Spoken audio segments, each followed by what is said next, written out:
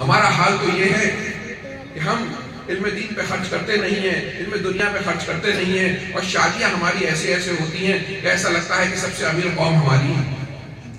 حضرات گرامی، ہم شادیوں میں جس طریقے سے فضول خرچی کرتے ہیں، جس طریقے سے ہم کھانے کی بربادی کرتے ہیں، نہ بارات ضروری ہے، نہ جو ہے منگنیاں ضروری ہیں، نہ سگائیاں ضروری ہیں کہ پہلے لڑکی دیکھنے آ رہے ہو تو 50 لوگ لے کے آ رہے ہو، اس کو کھلا رہا ہے لڑکی والا، اس کے بعد سگائی میں آ رہے ہو تو کھلا رہا ہے، ڈیٹ طے کرنے کے فنکشن رکھ لیے ہیں، اور یہ ڈیمانڈ ہو رہی ہے اور وہ ڈیمانڈ ہو رہی ہے، اور اتنی بڑی باراتیں لے کے آ رہے ہو کہ ہماری بچیاں جو ہیں، جن کے یہاں بچیاں پیدا ہوتی ہیں، وہ ٹینشن میں آ جاتے ہیں۔ حضرات گرامی، اسلام میں نکاح بہت آسان ہے، ہم نے نکاح کو مشکل بنا دیا ہے، جس کی وجہ سے زنا عام ہو رہا ہے۔ اگر ہم چاہتے ہیں کہ ہمارا پورا ماحول خراب نہ ہو جائے تو ہمیں نکاح کو آسان، جیسے اللہ کے رسول نے بتایا ہے، نکاح کو آسان کر دینا ہے۔ ہمیں اپنے بچوں کی جلد از جلد شادیاں کرنی ہے، ہمیں ان کی ایک عمر ہے، ان کی ضرورت ہے، فطری ضرورت ہے، جلد از جلد اپنے بچوں کی شادیاں کرنی ہے۔ اپنی شادیوں کو، اپنے گھروں کے ماحول کو ہمیں آسان بنانا ہے۔ بہت کم لوگ لے کے جائیے، رشتہ طے کر لیجیے، بارات میں بھی ہو سکے تو صرف 5 سے 10 لوگ لے کے جائیے، اور کسی کی بیٹی کو، شریف زادی کو بیاہ کے لے آئیے۔ اگر آپ کی حیثیت ہے تو ولیمہ کھلائیے۔ کیوں کسی کی زندگی کی، پوری زندگی کی کمائی کو صرف ایک دن ہم 200 براتی اور 2000 لوگ لے کے ہم لوگ پہنچ جاتے ہیں، اور پوری زندگی کی 15 سال کی کمائی جو ہے ایک ہی رات میں لوگ کھا پی کے اڑا دیتے ہیں۔ کیا ضرورت ہے کہ جو ہے 10 اور 20 طریقے کے کھانے بنے، اور جو ہے بچی کا باپ جو ہے اس کا دل دھڑکتا رہے؟ پھر اس کے بعد جہیز کی ڈیمانڈیں ہوتی ہیں۔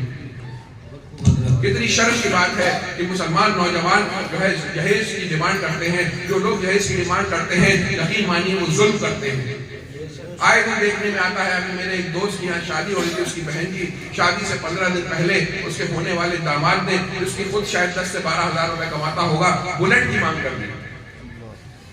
کس طریقے سے انہوں نے پریشان ہو کر جو ہے کہاں سے ادھار لے کے بلیٹ دیا ہے۔ ارے تیری حیثیت نہیں ہے بلیٹ چلانے کی، پیٹرول ڈلوانے کی تیری حیثیت ہے جو بلیٹ کی ڈیمانڈ کر رہا ہے، اور تم میں ایسا ہنر کون سا ہے؟ اگر تو کسی کا دل دکھا کے لائے گا، ظلم کر کے لائے گا، شادی کرنے پہ اس طریقے سے ظلم کر کے بلیٹ لائے گا تو تو کبھی کامیاب نہیں ہو سکتا۔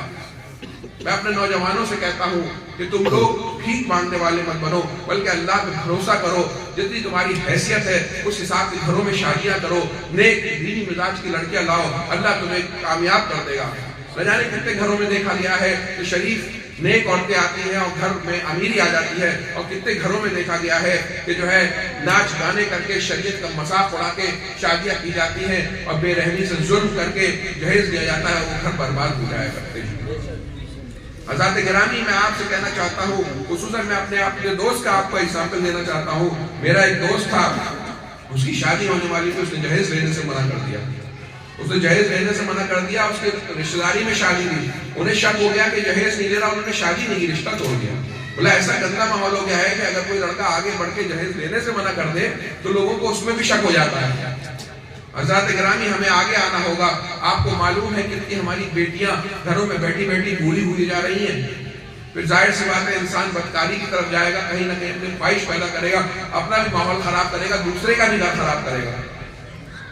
ہمیں جہیز جو بھیک کی طرح مانگتے ہیں، کبھی کبھی ہماری جو لڑکوں میں یہ ہوتا ہے جذبہ کہ وہ اللہ اور رسول کی رضا کے لیے اچھی جگہ شادی کریں گے، ایمانداری سے شادی کریں گے، لیکن گھر والوں کی ناک اتنی بڑی ہو جاتی ہے کہ وہ کہتے ہیں کہ میں تو ایسی جگہ شادی کروں گا جہاں بہت جہیز ملے، اور جہیزوں کی نمائش لگائی جاتی ہے۔ آپ اپنی بیٹی کی شادی میں جہیز کی نمائش لگا رہے ہیں، دوسری 4 بچیوں کو رلا کے جا رہے ہیں، تو آپ کی بیٹی کیسے خوش رہے گی جب دوسرے کی آہ لے کے جائے گی؟ اگر تمہیں کوئی دینا ہی ہے اس کو تو تم اپنی خاموشی سے دے دو، بلکہ اس کو ورثے میں حق دو۔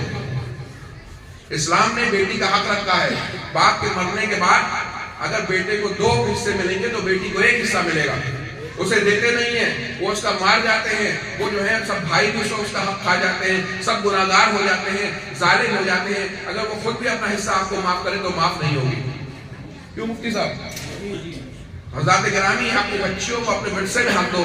شادیوں میں اس طریقے سے بھیک کی طرح جہیز نہ مانگو، بلکہ ورثوں میں اپنے بچیوں کو حق دو، ان کا حق نہ مانو۔ اپنے ماحول کو ہمیں اچھا کرنا ہوگا، اپنی ہر تقریب کو، اپنی شادیوں کو اسلامی حساب سے کرنا ہوگا، اپنے گھر کی محفلوں کو اسلامی حساب سے کرنا ہوگا، اپنے بچوں کو عالم دین اور عالمہ بنانا ہوگا، اپنے بچوں کو بہترین دنیاوی تعلیم دلانی ہوگی، اپنے گھروں کے ماحول کو اسلامی کرنا ہوگا، حلال کھانا ہوگا، خود نماز کی پابندی کرنی ہوگی، توبہ کرنی ہوگی اللہ کی بارگاہ میں ہیں، تب جا کے ہمارے حالات سدھریں گے۔ یہ جو حالات ہمارے دن کے دن بگڑتے جا رہے ہیں، ایک ایک شادی ہوتی ہے اور نہ جانے وہ خاندان کتنا پیچھے چلا جاتا ہے، جس کے زیادہ بچیاں ہوتی ہیں وہ تو ہمیشہ بیچارہ ٹینشن میں ہی رہتا ہے۔ بچیاں کیسے پوری زندگی جو ہے خود اپنا کیا نام ہے چھوٹا موٹا کام کر کر کے اپنا جہیز جمع کرتی ہیں، اور اس کے بعد انہی کے پیسوں سے ان کی شادی کے بڑے بڑے کھانے ہو جایا کرتے ہیں، ایک دن میں ان کی 15 سال کی کمائی ویسٹ ہو جایا کرتی ہے۔ بہت نعرہ تکبیر، نعرہ رسالت، مسلک اعلی حضرت حضور امان ملت، حضور امان ملت۔ حضرت سے جو بھی حضرت بیعت ہونا چاہتے ہیں، مرید ہونا چاہتے ہیں، تو وہ مرید ہو سکتے ہیں۔ حضرات گرامی، ہمیں اپنے شادیوں میں میں نے اندازہ لگایا کہ ہم لوگ بہت زیادہ فضول خرچی کرتے ہیں۔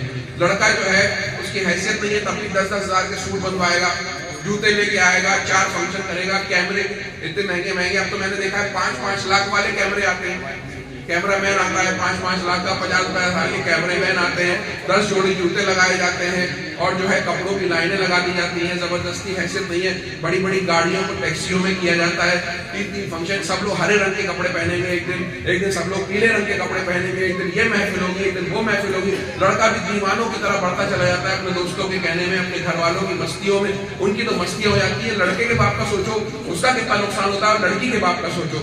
2 لوگ ایک اسلامی عبادت کے لیے جا رہے ہیں، نکاح کرنے جا رہے ہیں، اس میں اتنی فضول خرچی ہو رہی ہے کہ دونوں خاندان کا کتنا بڑا بڑا نقصان ہوا جا رہا ہے۔ اگلی بچی کی شادی کے لیے کہیں گے آپ 5 سال بعد کریں گے، کیونکہ 5 سال میں پھر انتظام کریں گے۔ اور ذات گرامی، میں آپ کو یہ نقطہ دے کے جا رہا ہوں، اس کو سوچئے، اور اس پر لڑکی والے کو زیادہ نہیں کر سکتے، لڑکے والوں کو آگے آنا ہوگا۔ اللہ نے ہمیں بچیاں بھی دی ہیں اور بیٹے بھی دیے ہیں، ہمیں اپنی شادیاں ایسی کرنی ہوگی کہ انشاءاللہ وہ ایک مثال بنے، اور ہم جس کے گھر میں جا رہے ہیں ہم اس کا پیسہ بچائیں، ہم ایسی گھر میں شریف لڑکیاں لے کے آئیں کہ بھلے ان کے گھر میں دولت تو کم ہو لیکن ان کے پاس دین کی دولت ہو، تو انشاءاللہ آنے والی نسلیں بھی پاس ہو جائیں گی۔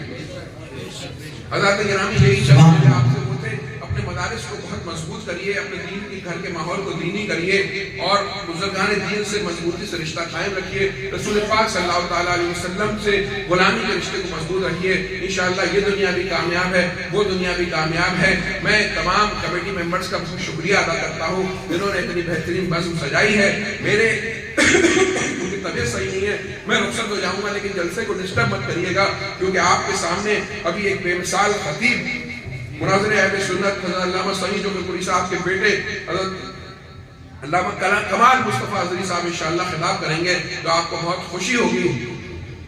جزاک اللہ، استغفر اللہ ربی من کل ذنب و اتوب الیہ۔ السلام علیکم ورحمۃ اللہ وبرکاتہ۔